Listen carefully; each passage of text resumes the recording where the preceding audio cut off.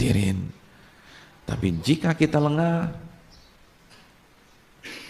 itu akan hancur dalam hitungan detik. Detik. Bangunan keimanan yang kita bangun selama 2 tahun, 3 tahun, 5 tahun, 10 tahun, 15 tahun, itu bisa hancur dalam hitungan detik. Syaitan nggak butuh 1 bulan untuk menghancurkan kita. Sama seperti pernikahan. Sama seperti pernikahan. Saya tahu ada orang, dia sudah ngerti ilmu agama, menikah selama 15 tahun. Berapa tahun? 15 tahun. Sampai pada sebuah malam terjadi pertengkaran dengan istrinya. Lalu istrinya di puncak-puncak pertengkaran itu meminta cerai. Ceraikan aku aja, Mas. Ini orang Jawa nih. Kalau orang Padang, dah ceraikan aku dah. Benar ya? Tapi logatnya pun juga beda ya. Ini palsu nih Padang yang bicara. Ya nggak apa-apa deh. Dan ini kesalahan para wanita kan. Karena salah satu kaidah mengatakan jangan menantang laki-laki. Laki-laki itu nggak boleh ditantang. Karena kalau laki-laki ditantang, itu bisa lepas kontrol. Egoismenya itu keluar. Akhirnya ketika ditantang terus, tantang cerai, dia katakan saya hulu kamu. Apa yang terjadi? Selesai.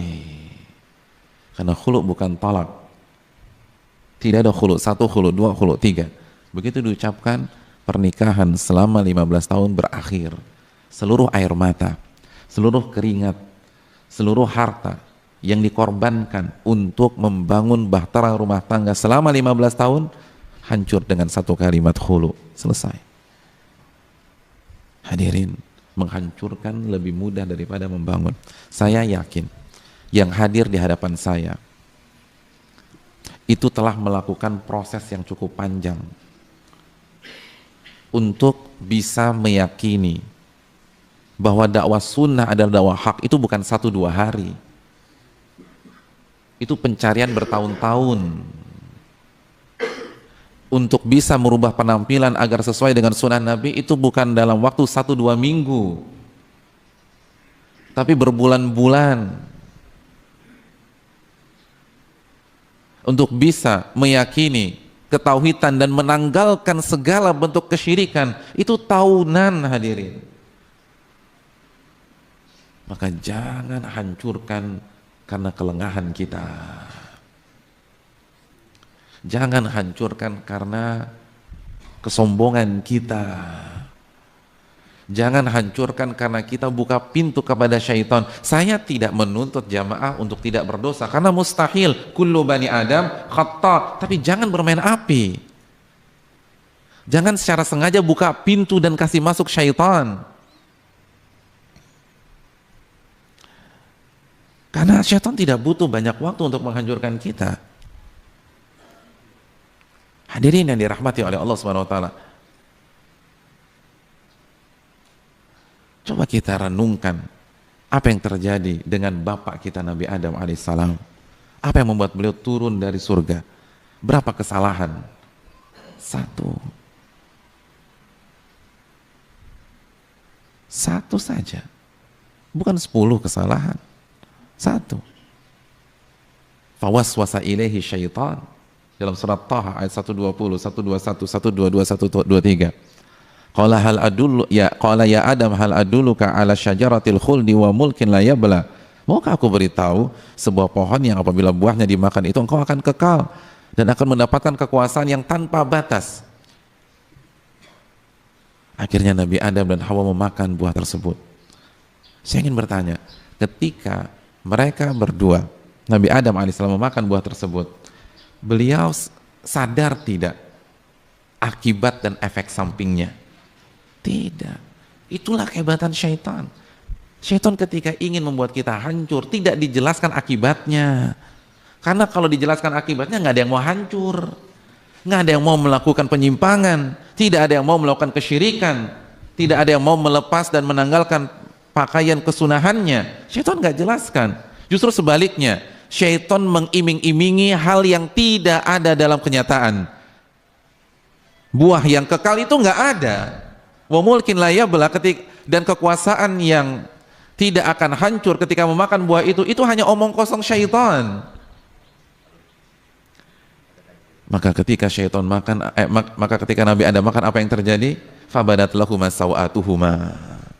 Maka pakaian mereka berdua ditanggalkan oleh Allah, auratnya tersingkap. Lalu Nabi Adam divonis bermaksiat, dan ini vonis yang berat bagi seorang Nabi Adam. Wa asa Adamu rabbahu faghawa. Nabi Adam bermaksiat. Lalu akibat yang ketiga, ihbita minha jami'ah. Allah perintahkan Nabi Adam dan Hawa untuk turun dari surga, ya Allah. Lalu yang terakhir, ba'dukum li ba'din adu. Anak keturunan kalian gak akan bisa kompak sampai hari kiamat, akan jadi musuh dan bermusuhan terus. Hadirin sekalian, ingat, menghancurkan itu gampang. Cukup dengan satu kesalahan selesai semua. Kehidupan surgawi berakhir. Jadikan ini ibrah. Jangan terpukau, jangan terlena ketika kita sudah bertahun-tahun berjalan di atas sunnah. Kalau kita lengah, hanya dalam hitungan detik kita akan tergelincir. Detik. Jangan merasa sudah menghatamkan kitab-kitab para ulama selesai, masa tidak. Harus terus siaga, waspada. Harus terus datang ke majelis taklim. Jangan putus-putus, jangan futur. Dan kalau kita digoda syaitan, ingat pengorbanan kita. Hadirin, untuk bisa sampai selevel jamaah sekalian itu berat, nggak mudah. Saya yakin itu butuh pengorbanan. Saya yakin di sini ini sudah pernah difitnah, sudah pernah digibahin, sudah pernah dicela dan caci maki orang, betul nggak? Ini kan wajah-wajah yang pernah dicela orang nih. Subhanallah. Sama yang seperti yang bicara. Kan kita korban lisan manusia, benar nggak? Iya.